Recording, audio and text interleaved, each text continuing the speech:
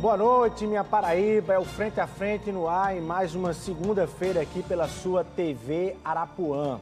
Olha só, se eu disser a vocês que nossa convidada de hoje é uma deputada estadual lá de São Paulo, muito provavelmente você vai me perguntar assim, mas o que uma deputada estadual lá de São Paulo tem a dizer numa entrevista aqui para a nossa Paraíba?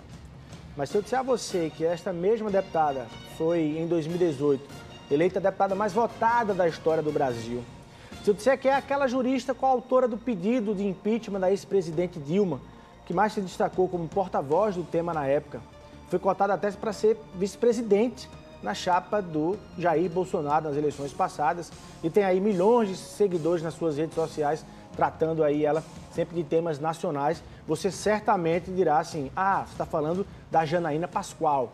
É exatamente isso. Nossa entrevistada de hoje é a advogada, professora de Direito Penal e deputada estadual por São Paulo, Janaína Pascoal, que ficou nacionalmente conhecida com a queda da ex-presidente Dilma Rousseff.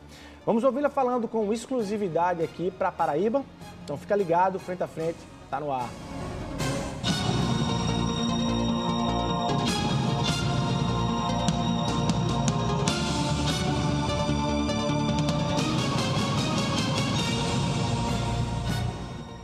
Deputada Janaína Pascoal, muito boa noite, seja muito bem-vinda aqui ao Frente a Frente. A senhora fala para toda Paraíba a partir de agora. Boa noite, uma grande honra. E o que eu tenho para falar para Paraíba? Que vontade de estar aí. Olha, não seja por falta do convite, esteja convidada, viu? Pronto. Quero muito mesmo poder visitar vocês. Um carinho muito grande por todo o Nordeste. Tenho origem nordestina, meus avós eram pernambucanos, metade dos irmãos do meu pai nasceram em Pernambuco. Então, que vontade de estar aí e todo o meu carinho, todo o meu desejo de saúde para as pessoas que nos seguem. E já mando um beijo para o seu irmão Fred também. Bom demais, seu fã, é advogado aqui e é seu fã. Olha só, deixa eu lhe perguntar exatamente sobre isso. A sua postura como mandatária de poder e como política, ela é bem nacionalizada, né? Tem muita gente que ainda se pergunta, não é deputada federal, não é senadora, você, para além dos debates na Assembleia Legislativa em São Paulo, você faz um debate nacional muito constante. Por que isso? Porque você não aguenta, não consegue não fazê-lo, ou tem aí intenções nacionais a partir de 2022, eu já começo perguntando sobre isso também. Não, veja, eu sempre fui, desde criancinha mesmo, apaixonada pelo Brasil. Se você reparar, se você for resgatar as minhas matérias em jornal, mesmo abordagem em aulas, em palestras, sempre houve uma preocupação com o país, independentemente de qualquer plano eleitoral, de qualquer interesse eleitoral. O próprio processo de impeachment eu propus e conduzi muito antes de pensar em me candidatar a qualquer coisa, e foi um processo com impacto nacional. Depois daquele processo, eu apresentei uma denúncia, por exemplo, contra o presidente da Venezuela, o Maduro, no Tribunal Penal Internacional. Então, teria uma abordagem para além da nacional. Então, eu acho muito engraçado quando as pessoas vêm comentar nas minhas redes sociais, mas quem é você para falar? Você não é deputada federal, desconsiderando o trabalho de uma vida inteira, entendeu? Então, assim, o fato de eu estar deputada estadual não me retira a condição de cidadã brasileira, não me retira a legitimidade de me manifestar, de criticar, como, por exemplo, venho criticando esse aumento, do fundão eleitoral pelo Congresso Nacional, entendeu? Então, assim, eu penso que nenhum cidadão abre mão da sua condição de cidadão brasileiro pelo fato de estar deputado estadual ou vereador, ou mesmo não tendo cargo nenhum, entendeu? Mas, de toda forma, isso lhe coloca sempre, permanentemente, nos holofotes nacionais, desse consumo, seja de fãs espalhados por vários estados brasileiros ou até mesmo pela imprensa.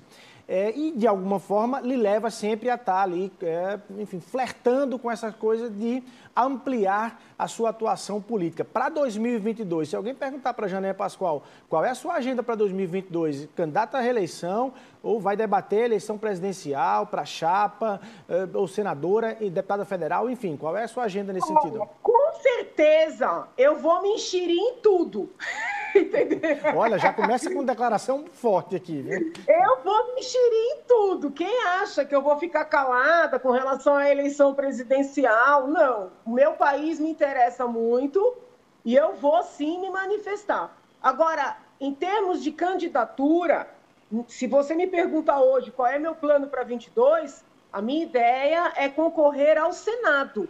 Né? A minha ideia é concorrer ao Senado, porque eu entendo que eu tenho formação para isso, estou capacitada para tanto, e no Senado, né, eu poderei fazer um trabalho que vai reverter para o país inteiro de maneira mais direta. Que aqui na Assembleia, muito embora eu participe do debate nacional, eu tome o cuidado de, ao apresentar um projeto, enviar para todas as assembleias, enviar para o Congresso Nacional, sempre buscar colegas que queiram replicar os meus projetos. Muito embora eu faça esse trabalho, eu tenha esse cuidado, o impacto direto, né, é para São Paulo. Então, eu entendo que eu já vou ter condições de fazer um trabalho que vai impactar o país inteiro. Por que o Senado e não a Câmara? Porque o Senado é uma casa menor, eu gosto de fazer um trabalho artesanal, bater de porta em porta, explicar projeto por projeto. A Câmara é gigantesca, eu entendo que o tamanho da Câmara é completamente contraproducente. Né? Como é que você dialoga com 500 pessoas? Defendo, inclusive, uma redução drástica desse número, não só para fins de economia, mas para fins de produtividade, né? Porque muita gente passa ali deputado federal por 4 anos, ninguém nem sabe que o cidadão é deputado. Tá. Ele não se expõe às críticas, ele não expõe ideias. Então, assim, o meu plano é concorrer ao Senado por estes fatores, principalmente. Tá. Bom, mas... dizendo que eu sou doida, que a eleição é muito difícil, que é só uma cadeira, são muitos candidatos. Mas é o seguinte, eu não estou atrás de emprego. Eu estou atrás de encontrar condições de fazer mais pelo meu país. E aí, como é que eu tenho dito? Tenho dito assim, Deus decide por meio do povo. Tá. Você falou em redução aí, drástica, lá na Câmara, mas redução me parece que não é uma palavra muito afeita lá para os congressistas de hoje, lá em Brasília, por causa, enfim, eles preferem até aumentar algumas coisas e uma delas foi o fundo eleitoral para 2022. Você já manifestou aí uma posição contrária a isso. Se tivesse como senadora lá, teria votado contra isso aí. E sua perspectiva... Teria votado não, teria obstruído, né? Porque às vezes as pessoas falam obstrução. Não, obstrução é uma ferramenta legítima do parlamentar, seja não dando presença, seja discutindo a exaustão cada projeto. As leis orçamentárias são leis muito capciosas, muito detalhadas. Então, assim, eu até fiz uma análise para saber se aqueles parlamentares foram enganados, vamos dizer assim. Mas eu chego à conclusão de que não foram enganados, porque na imprensa, antes da votação, já estava sendo denunciado o que estava acontecendo. Alguns deputados federais foram à tribuna pedir para os colegas não votarem, e ainda assim eles votaram. Até a deputada em quem eu votei, votou sim a essa medida esdrúxula, porque assim, 1,8 bilhão, que é o que tinha de fundo eleitoral, já era uma vergonha. Eles levaram para mais de 5 bilhões. 5,7 bilhões, né? Sim, e eles dão como argumento de que isso é o preço da democracia. Não é verdade, porque o monopólio do que fazer com esses recursos fica na mão dos dirigentes partidários, que formam um verdadeiro cartel de partidos, decidem quem pode e quem não pode ser candidato. Muitas vezes o cidadão quer votar num quadro, numa pessoa, e essa pessoa não consegue a legenda. Eles distribuem esses recursos como bem entendem. Então, assim, não tem nada a ver com democracia, nada. Isso é absolutamente antidemocrático. Agora, isso cai e cairá nas mãos do presidente Jair Bolsonaro. Você tem uma perspectiva de que ele vetará isso? Olha, eu penso o seguinte, ele só não veta se ele tiver refém. Porque, veja bem, ele próprio, como potencial candidato à reeleição, vai ser prejudicado por isso. Porque os partidos que mais enriquecem com essa, todos vão enriquecer, mas os que mais enriquecem são PT, que é o partido do ex-presidente Lula, que também é potencial candidato principal opositor do presidente Bolsonaro. E o PSL... O PSL, que hoje é um partido, né, em termos assim dos seus dirigentes, preferencialmente oposição, entendeu? Muito embora muitos bolsonaristas estejam, né, albergados no PSL, as linhas mestras do partido são de oposição ao presidente. Vocês colocariam e se classificariam em qual desses campos? Os albergados, os bolsonaristas albergados no PSL ou não? Na vida, né, eu me classifico como uma pessoa independente, que busca o justo. Né? Então, se o presidente acerta, eu digo que ele acerta. Se o presidente erra, eu digo que ele erra. A mesma coisa com relação ao governador, prefeito... Entendeu? Então, eu não tenho como dizer que eu sou bolsonarista, porque eu não sou, porque eles entendem bolsonarista como aquela pessoa que fica babando ovo para o presidente. E eu entendo que esses baba-ovos, eles só prejudicam o presidente, né? Por outro lado, também não sou oposição, porque eu reconheço que tem aspectos positivos no governo, que tem coisas que têm que ser apoiadas, entendeu? Mas você, você se arrepende do voto em Jair Bolsonaro? Mas veja, se eu disser que me arrependo, eu teria que ter votado no Haddad, que era do PT, entendeu? E eu não tinha como votar no Haddad, porque eu não voto no PT nem amarrada. Né? Desculpa para os petistas que estão nos acompanhando, eu não voto no PT nem amarrada, depois de tudo que eu passei naquele processo. Então, assim, eu não tinha como não votar no Bolsonaro. Agora, eu tinha uma expectativa de que ele iria se esforçar para não cometer erros absolutamente evitáveis. Né? E ele, muitas vezes, parece que faz questão de errar, entendeu? E você se frustrou com isso?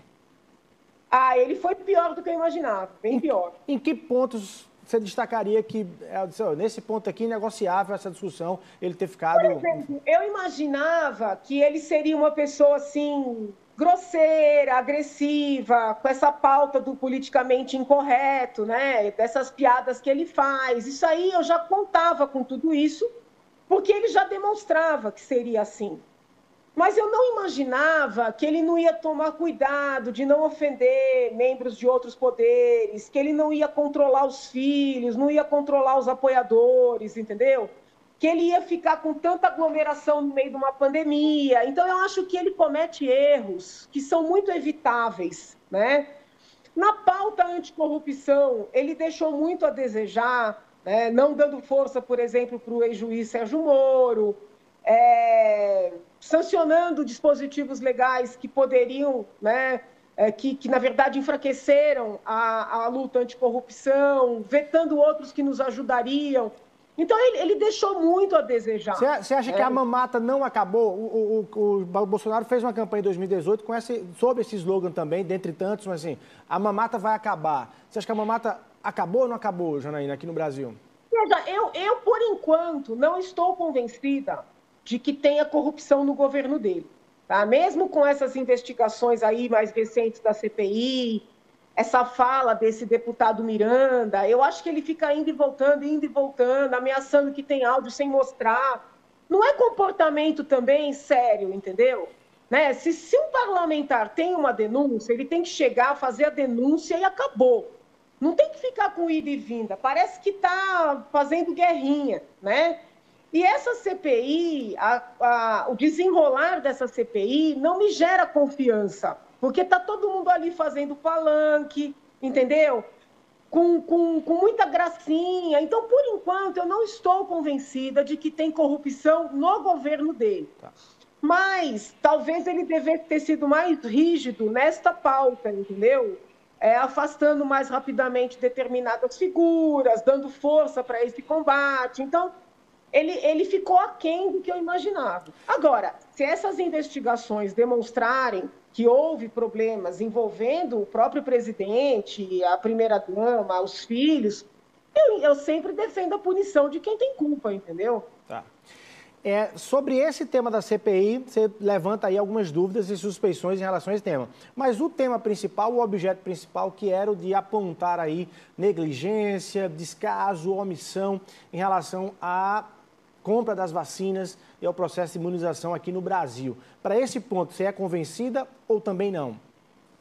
Eu acho que é uma doença nova, é uma situação que gera polêmica no mundo inteiro, né? Se você reparar, na França, esses dias, o presidente precisou instituir regras para as pessoas se vacinarem, porque existe uma resistência do povo se vacinar. E deu certo, então, assim, né? então, assim, o que acontece? Não são temas tranquilos, são temas polêmicos. Vai fechar, não vai fechar? Obriga a usar máscara, não obriga? Obriga a vacinar, não obriga? Né? Alguns contratos que foram ofertados ao governo federal eram contratos que tinham, sim, cláusulas leoninas. O da Pfizer, por exemplo, Peru também ficou reticente em assinar. Então, assim, eu não acredito que esses temas que são tão polêmicos, né, dividem tanto as pessoas, que eles possam ser objeto de CPI, sabe? Porque esses senadores acusam o presidente de negacionista, mas eles também são negacionistas quando eles dizem que quem matou mais de 500 mil brasileiros foi o presidente e não o vírus, né? Quem está matando é o vírus, entendeu? Então, eu acho que eles forçaram muito a situação ao querer atribuir essas mortes ao presidente. E, com isso, cada dia eles perdem mais da respeitabilidade. Pelo menos essa é a minha visão. Tá. Deputada, há mais de 120 pedidos de impeachment do presidente Jair Bolsonaro. Você encontra algum elemento, você que esteve ali naquele processo diretamente em relação a ex-presidente Dilma, e eu quero perguntar um pouco sobre isso, deve ter respondido 1 milhão de perguntas sobre se aquilo foi golpe ou não foi golpe, mas trazendo para o presidente Jair Bolsonaro, você não encontra nenhum elemento que pudesse, enfim, fazer prosperar os pedidos todos que estão tramitando contra o presidente Jair Bolsonaro? Por enquanto, sob o ponto de vista jurídico, eu não vejo elementos para afastar o presidente. Agora, vamos imaginar que este caso da compra da Covaxin seja investigado pela Polícia Federal, pelo Ministério Público Federal, haja quebras de sigilos, e se identifique alguma vinculação ao presidente ou a um parente do presidente, e ele não tenha tomado, aí a coisa muda, entendeu? Mas, por exemplo, houve um tal pedidão que foi apresentado aí, um super pedido de impeachment, com 270 páginas. Eu li as tais 270 páginas, e o único fato que poderia ensejar um afastamento, que é a situação dessas vacinas, os próprios autores escrevem, esse ainda está sendo investigado. Ué, impeachment, tem que entender isso. Pedido de impeachment não é investigação. Pedido de impeachment já é denúncia, já é acusação. Então, primeiro você investiga, tem o resultado, elabora uma denúncia, que é o pedido de impeachment, acusação por um crime de responsabilidade, e oferece lá na Câmara dos Deputados. Eles, ao pedir o impeachment, escreveram que está investigando. Então, não podia ter pedido antes de investigar, né? Então, foi mais um ato político do que um ato jurídico propriamente, né? E o que acontece? Agora juntar aí movimentos, esses movimentos todos que estão reunidos. Hoje eu achei curioso, o governador do estado de São Paulo disse que apoia o movimento do MBL e o Vem Pra Rua para tirar o Bolsonaro. Mas ele é o principal interessado nisso, porque se o Bolsonaro cai, ele tem alguma chance de preencher o vácuo, né? Vamos dizer assim. Então, ele é o principal interessado. Agora, o presidente do Senado, o senador Pacheco, é presidenciável. Então, assim, a coisa fica feia, né? Quando são pessoas que estão diretamente interessadas. Lá em 2015, 2016, também não tinha muita gente interessada em fazer, do ponto de vista político, de natureza política, o interesse de fazer derrubar Dilma ali, a partir do Michel Temer, do MDB, enfim. Mas olha, veja bem, por exemplo, quem pediu impeachment? Fui eu, foi o doutor Hélio Bicudo, o professor Miguel. ninguém se candidatou à presidência, entendeu? Mas você foi cotada para vice, né?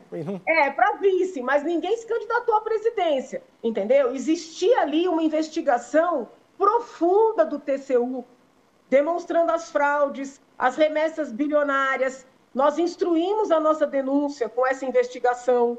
Nós instruímos com várias peças da própria Operação Lava Jato.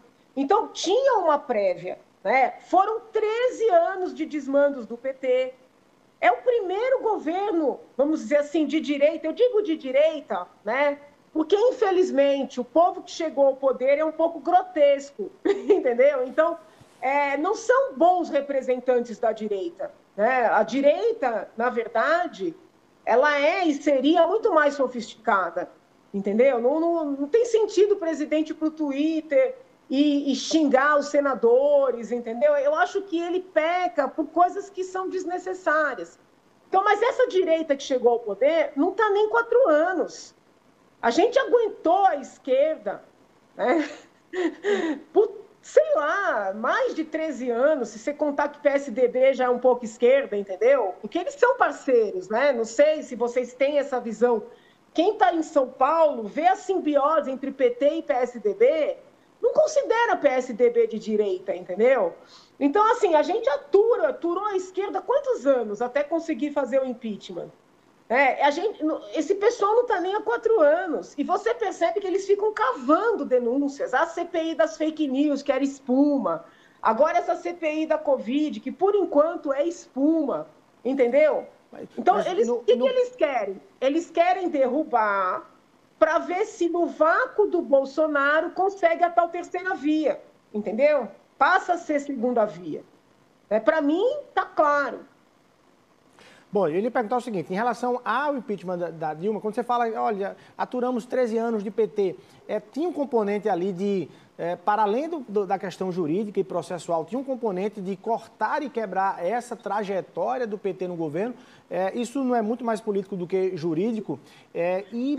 Se fosse só isso, eu não teria apresentado a denúncia, tá? Houve um fundamento jurídico forte.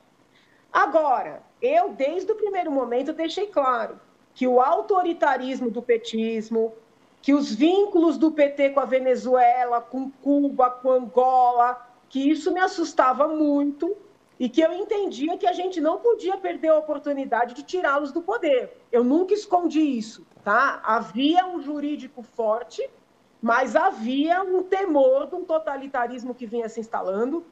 E os fatos recentes mostram que eu tinha razão, porque tanto o Lula como seus apoiadores defenderam Cuba nesse episódio do povo, né, tentando ter um pouquinho de liberdade, o povo tendo a sua internet cortada, o povo cubano, uma jornalista cubana dando uma entrevista, foi presa durante a entrevista e não teve uma esquerdista que se diz feminista para defender a moça.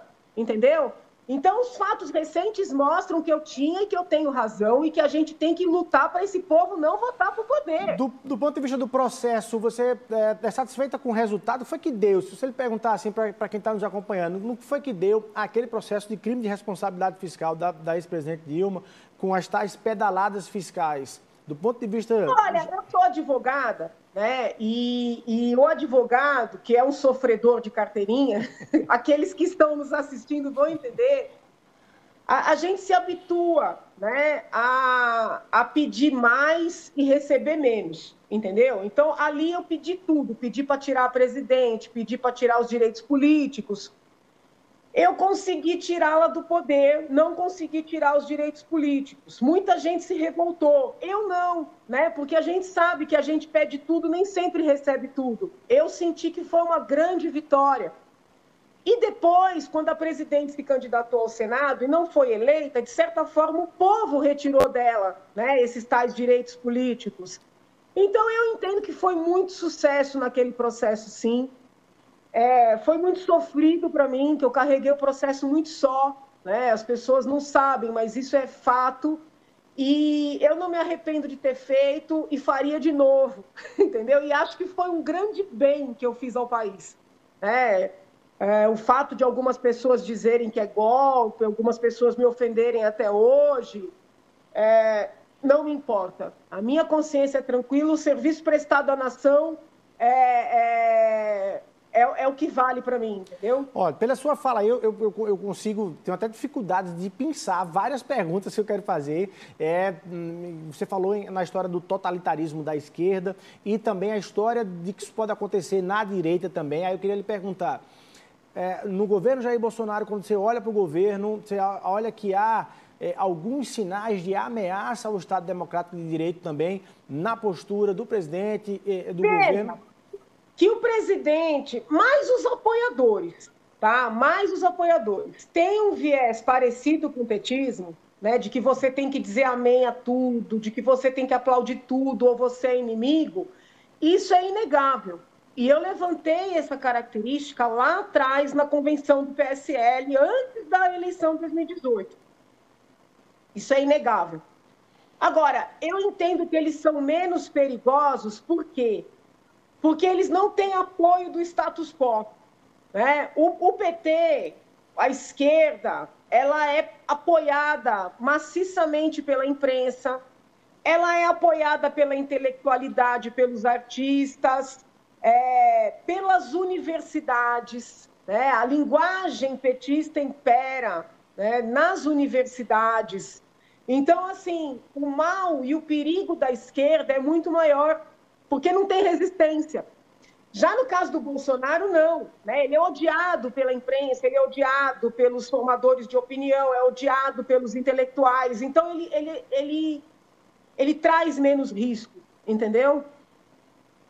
Bom, dentro do debate sobre isso, recentemente, subprocuradores da República provocaram o Procurador-Geral da República, Augusto Aras, contra o presidente Jair Bolsonaro, falando que ele tem ameaçado esse cenário democrático quando questiona a questão do voto das urnas eletrônicas, querendo o voto auditável, a questão da impressão do voto. Você também me parece que é favorável a esse debate específico. E como é que encara essa acusação ou ilação de que isso é uma afronta, questionar agora, depois de anos, um sistema eleitoral que tem dado certo no Brasil, na visão aí dos especialistas e da justiça eleitoral? Eu li a representação dos procuradores, são subprocuradores, 4 ou 5, eu li.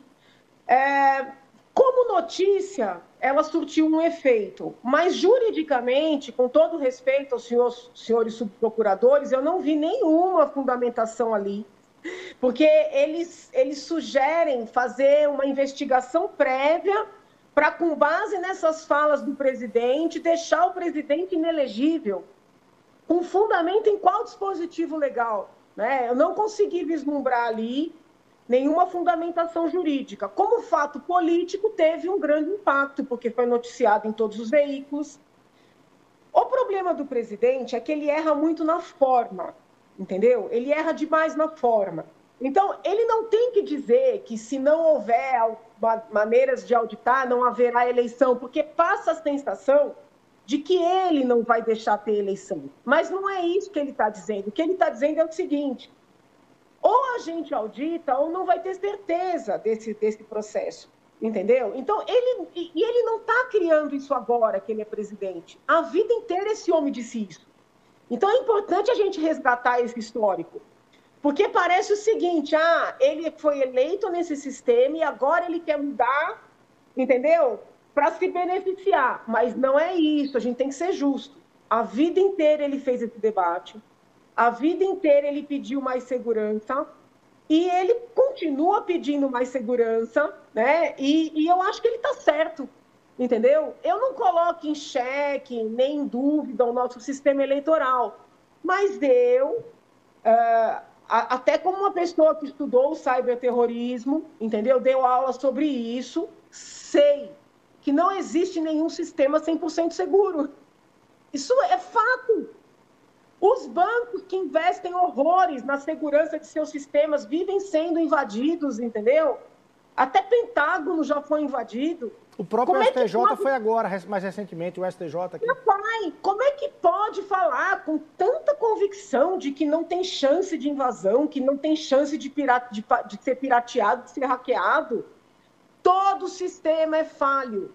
Então, eu não compreendo a resistência que há para nós adotarmos medidas de maior segurança, entendeu?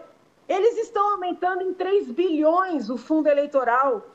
Se a gente instituir o voto impresso, não vai gastar tudo isso, entendeu? Então, dinheiro tem. Ô, deputada, deixa eu lhe perguntar do ponto de vista até da sua visão de jurista mesmo, e como é que o senhor está avaliando o Brasil de hoje do ponto de vista do Estado Democrático de Direito, cada poder e os poderes, a partir do STF, Congresso e o Poder Executivo, quando se sentem ameaçados por algum ataque ou críticas, tomam suas próprias armas e resolvem das suas próprias formas, aí a Lei de Segurança Nacional está sendo banalizada demais e usada sempre a favor de cada instância, de cada segmento. Como é que você está avaliando isso em relação ao Brasil de hoje? Olha, o Supremo Tribunal Federal me parece que tem mais culpa. Tá? Por quê? Porque foi o Supremo Tribunal Federal que primeiro começou a usar a Lei de Segurança Nacional contra qualquer internauta que fazia crítica ao tribunal. Né? Então, essa semente da banalização começou no Supremo. Aí o presidente, como muitos apoiadores do presidente foram alcançados pelo Supremo nessa dinâmica, mandou o ministro André Mendonça, que agora foi indicado ao Supremo, começar a requisitar a instauração de inquérito contra os críticos do presidente, também com fundamento na Lei de Segurança Nacional. Né? Errado também. Né? Errado o Supremo ao perseguir os seus críticos, apoiadores do presidente, com base na Lei de Segurança Nacional. Errado o presidente e o ministrável agora, ao perseguir os críticos do presidente, né, com base na Lei de Segurança Nacional.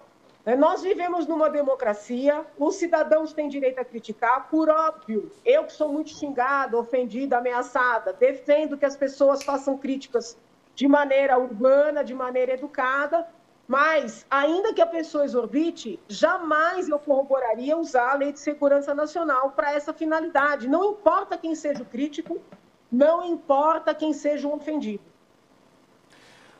Olha, eu fico até imaginando como é que você deve sofrer ou comer aí um bom bocado com essa história de fazer críticas tanto ao presidente Jair Bolsonaro, contra a esquerda, fazer elogios, enfim, analisar fatos e episódios e não exatamente ser uma postura só para todos os temas.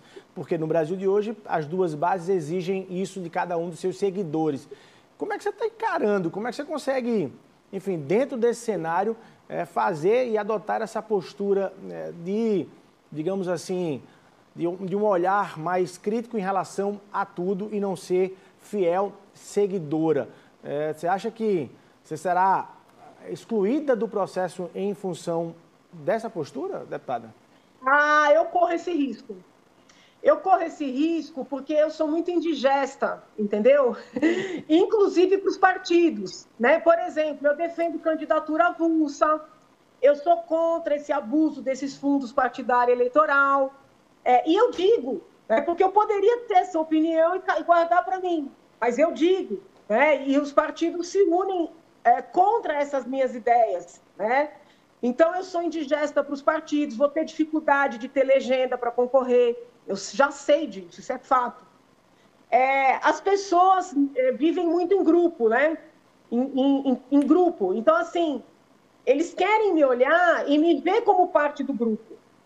Mas quando eu elogio o que eu considero certo e critico publicamente, com fundamento sempre, pode reparar, nunca xingo ninguém, nunca ofendo ninguém, mas eu sou dura nas críticas, porque eu vou estudar os fundamentos.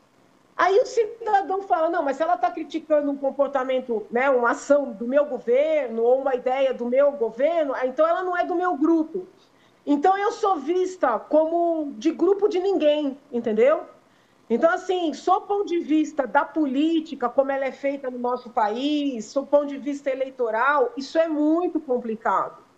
Então, assim, há o risco, né, de eu nem conseguir legenda para me candidatar, há o risco de, em conseguindo, não ser eleita, porque o eleitor também busca essa identidade. Né? Então, assim, o eleitor busca te colocar numa caixinha. E eu não posso dizer que o eleitor esteja certo ou errado. Eu posso dizer que eu não concordo com essa dinâmica, entendeu? E só o que eu posso oferecer ao eleitorado é essa transparência, é essa honestidade do que eu sou, entendeu? De como eu penso, de como eu ajo, entendeu? E dá para encontrar, dá para esse eleitor que fica ali no meio, dá para encontrar, deputada, essa famosa terceira via. A deputada Janaína Pascoal já encontrou no Brasil essa tão sonhada terceira via para essa parcela que não consegue ser 100% nenhum lado, nem 100% o outro lado, ou pior, para a parcela que não gosta de nenhum dos dois extremos lados dessa nossa discussão. Vou lhe dar um minutinho para responder, a gente vai rapidinho para o intervalo comercial e volta conversando aqui com a deputada Janaína Pascoal, que está contando tudo aqui no Frente a Frente. Um minutinho, a gente está de volta.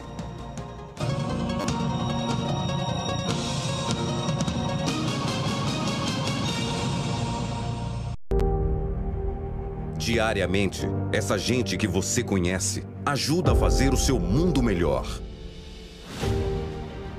Levando informação e diversão para a sua casa.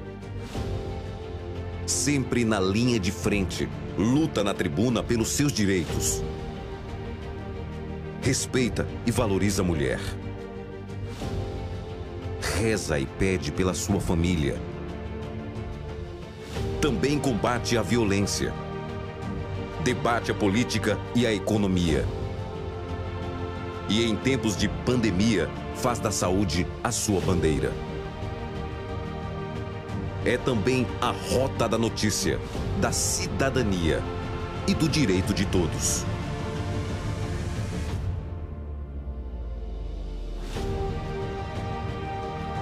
TV Arapuã, é a gente que faz.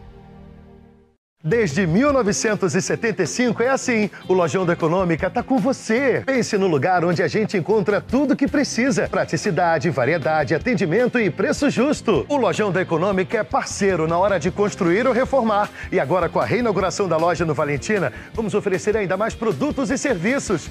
Que lindo! Obrigado a toda a família Lojão da Econômica. O futuro a gente constrói hoje.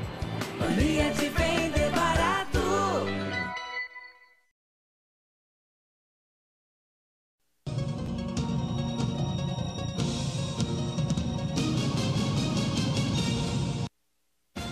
Ok, estamos de volta no Frente a Frente, aqui pela sua TV Arapuã. Hoje batendo um papo aqui, ela que está conectada conosco, a deputada Janaína Pascoal, que está contando um pouco da leitura dela sobre o Brasil de hoje.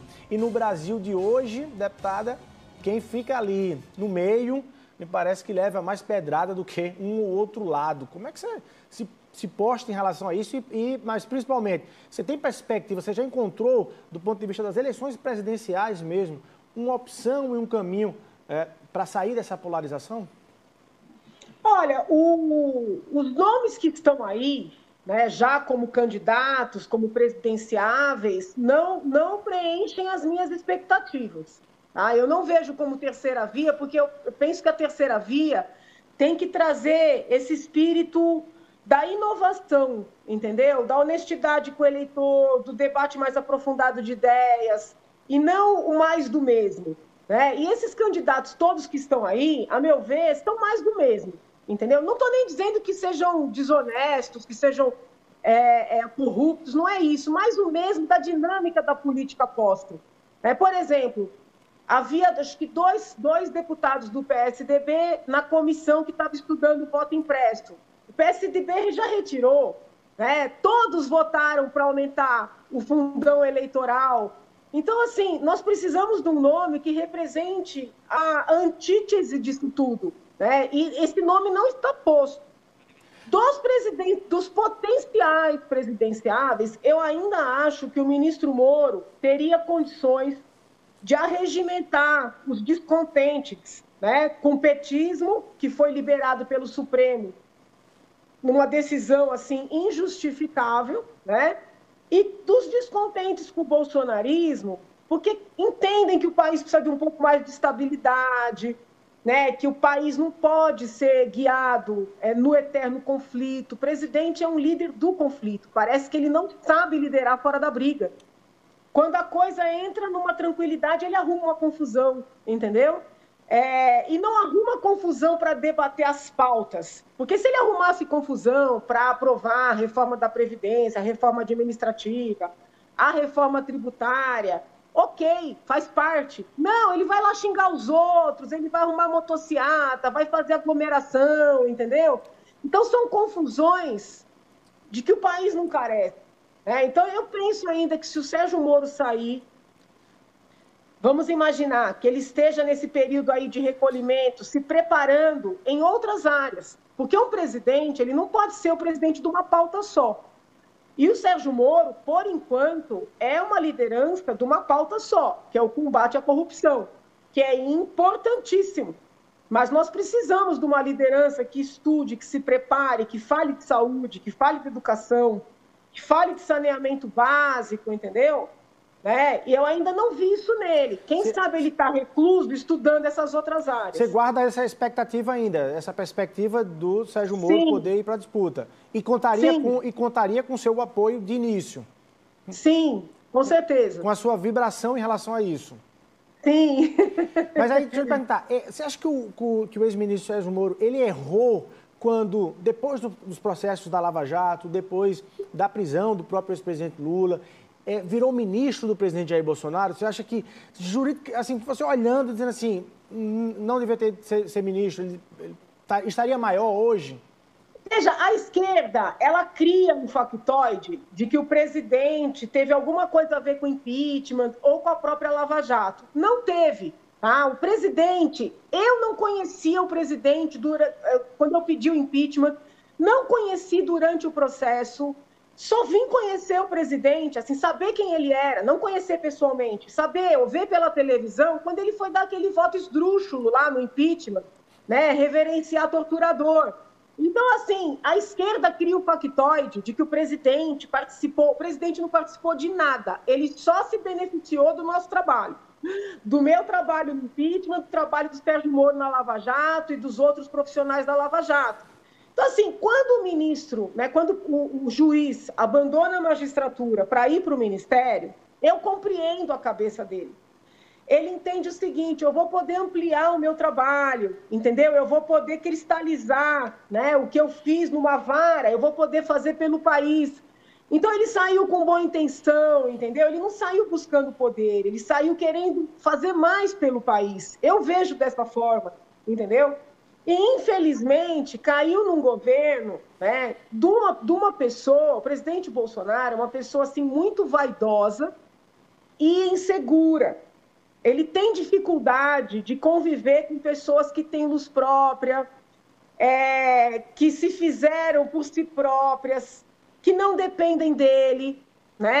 Repara como o presidente tem essa necessidade de dizer que fulano foi eleito por causa dele.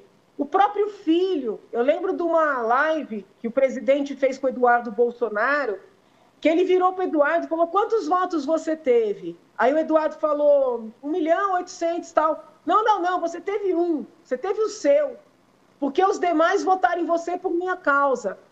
Você entende o peso que é uma pessoa falar isso com o filho? Entendeu? Então, assim, não ia dar certo, uma pessoa que já era um herói nacional, uma estrela, no governo de alguém que é inseguro, entendeu? Estou fazendo uma análise aqui, não quero magoar ninguém, ofender ninguém, mas é como eu vejo, entendeu? Você acha que o Moro em algum momento estava ofuscando a figura do presidente Jair Bolsonaro? E olha, ele tomou muito cuidado. O Moro foi cauteloso, ele não ficava dando entrevista, ele não ficava buscando aparecer, mas a própria representatividade dele, a respeitabilidade dele, incomodava o presidente. Eu quero lhe perguntar sobre a Lava Jato, tá? Sobre o papel da Lava Jato e o final da Lava Jato. Mas você me falou algo aí que eu fiquei curioso. Você viu pela primeira vez o presidente Jair Bolsonaro, na época, o deputado Jair Bolsonaro, de forma mais clara, quando ele foi dar aquele voto pelo impeachment, estava votando, inclusive, a favor do seu processo, Na verdade, votou a favor do seu processo, mas usou aquele conteúdo ali, como você bem lembrou, assim, em favor, fazendo ali uma valorização de torturadores. E você não percebeu isso naquele momento, que era uma figura para você votar destoante daquilo que você imaginava e pensava para ele? Ou seja, minha pergunta mais objetiva é, você foi, de certa forma, entende que foi enganada ou não? Você votou com consciências em alguns defeitos e não? Eu não fui enganada. Eu sabia exatamente das limitações do presidente, sabia das ideias dele com as quais eu não concordo. Foi um voto estratégico, porque, assim, eu estudei candidato por candidato e eu percebi que o único que tinha chance de fazer frente ao PT era ele. Então, eu falei, vou me unir a ele, vou dar força a ele para a gente não ter chance do PT voltar. Foi um voto estratégico. Agora, ele conseguiu ser pior do que eu imaginava, entendeu? Eu não fui enganada, não sofri decepção, porque eu não tinha altas expectativas. Né? É duro, porque eu sou Você já teve com o sincera. presidente? Você já teve com ele pessoalmente? Assim, qual foi o seu primeiro contato e Eu conheci pessoalmente o presidente. Ele me convidou para ser vice pelo telefone. Na verdade, ele mandou intermediários para me convidarem. Depois, ele me telefonou várias vezes. A gente conversou por mensagens. Por que você disse não, deputada?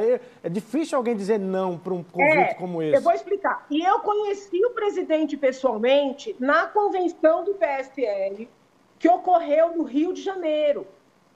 Nesse dia, o presidente já queria anunciar a nossa chapa, entendeu? Mas eu conheci o presidente meia hora antes da convenção começar.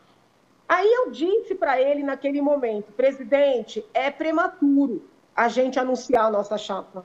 Vamos dizer que nós vamos nos conhecer, que nós vamos dialogar, entendeu? Mas ele já queria anunciar.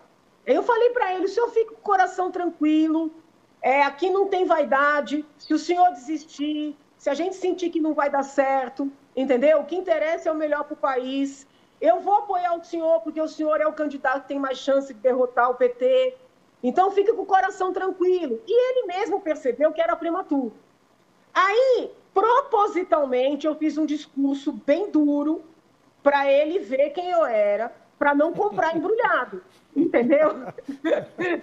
A partir daquele discurso, os apoiadores dele, que estavam muito entusiasmados com a minha figura, se ressentiram.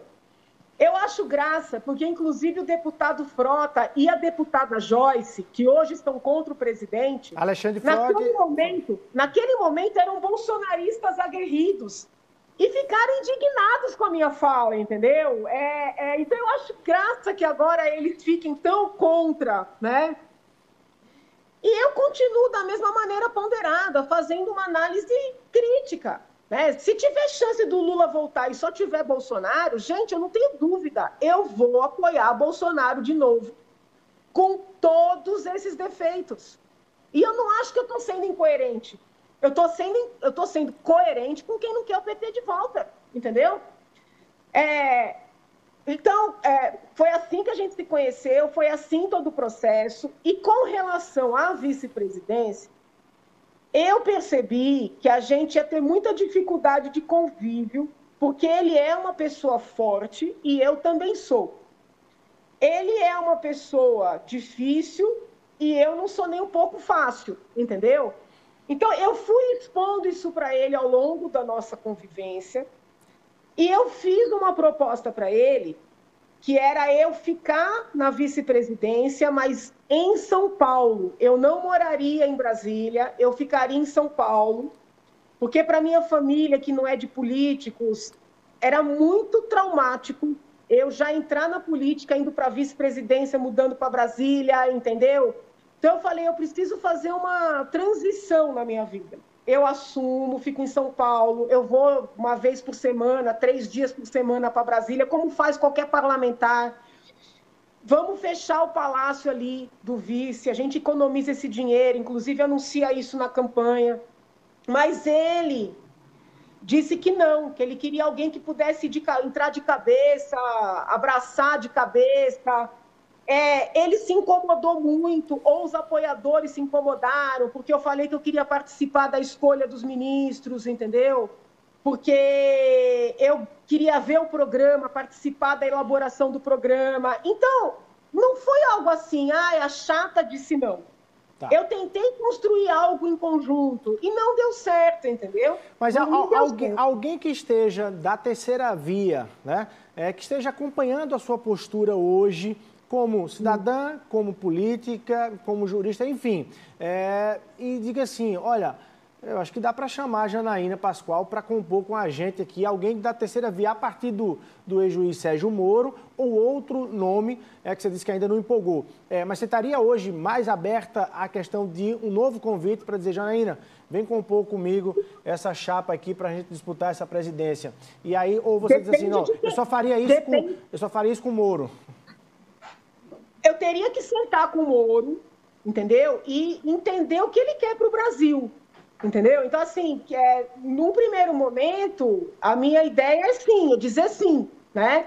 Mas da mesma maneira que eu fiz com o Bolsonaro, a gente vai ter que sentar, entender o que ele quer para a saúde, o que ele quer para a educação, qual é o ponto de vista dele sobre o direito à vida, porque eu sou pró-vida, entendeu?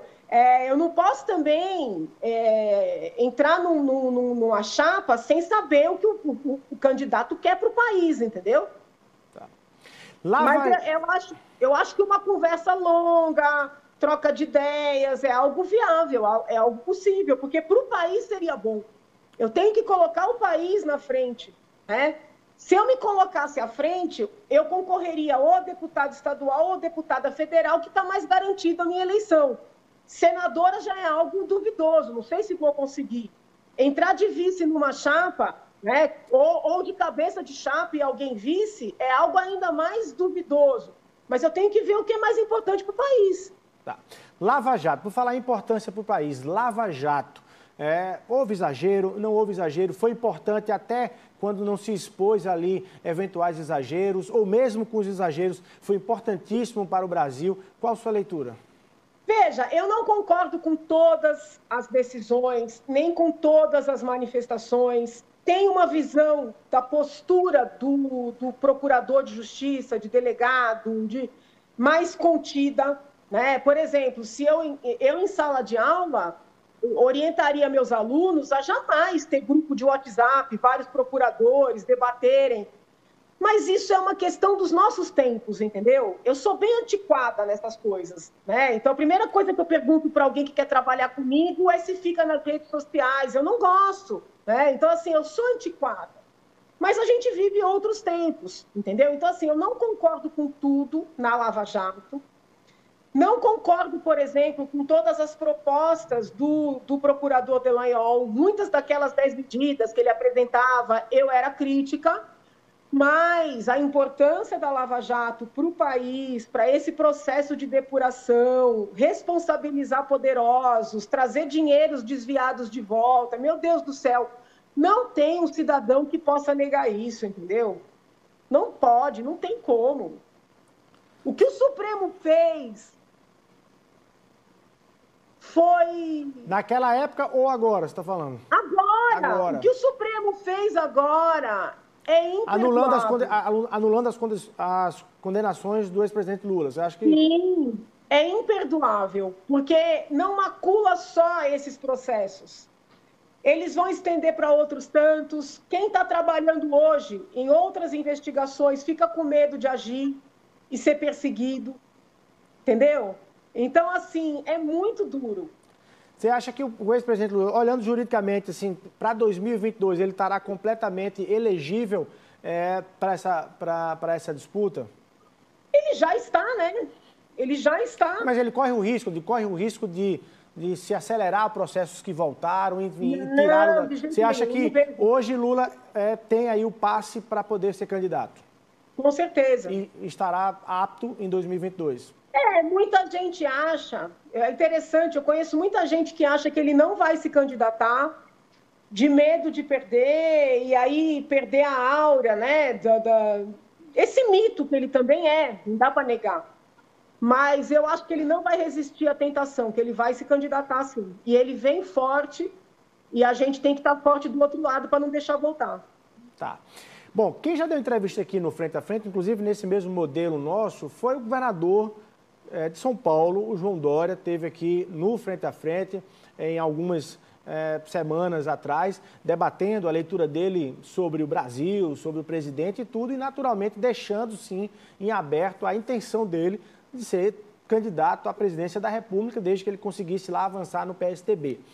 Dá uma dica aqui pra gente da Paraíba, qual é a leitura da deputada estadual por São Paulo, do governo João Dória? Como é que você avalia o João Dória como ser político, como gestor aí em São Paulo? Conta pra gente, paraibano e paraibana, qual é a sua visão sobre o governador de São Paulo, se ele for, de fato, aí para a disputa à presidência, o que é que a gente tem, na sua visão, que olhar aí em relação a Dória? Ele é aquele tipo de pessoa que encanta no primeiro momento, mas que vai decepcionando na sequência.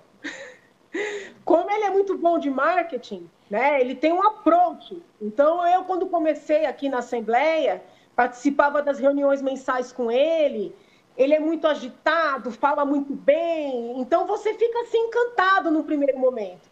Mas depois você vai ver Você chegou a se encantar com ele, então? Já dá Sim, mas depois você vai ver que é muita espuma, entendeu? É muita espuma. E eu me decepcionei muito, muito, né? Então, por exemplo, é o tipo de pessoa que você faz uma reunião que você considera que é institucional. Aí ela fala uma coisa na reunião, acaba a reunião, dá uma entrevista e fala o contrário, entendeu? Eu comecei a observar isso. Aí eu fui me decepcionando. Não estou falando só como deputada, como cidadã, entendeu? E assim, eu estou muito encanada, porque o Instituto Butantan desenvolveu lá, vazou a Coronavac, desenvolveu a Butanvac e também desenvolveu um soro anti-Covid. Ele se matou pela Coronavac, ele se mata pela Butanvac, o Brasil vê, ele não move um dedo pelo soro, entendeu? Toda vez que eu pergunto do soro, a resposta que eu recebo, a Anvisa não liberou, o CONEP não liberou, eu oficiei todos esses órgãos, está tudo liberado, e não começa o uso do soro. Então, assim, ninguém me responde por quê. Eu vejo, assim, muita incoerência, entendeu? Muita incoerência.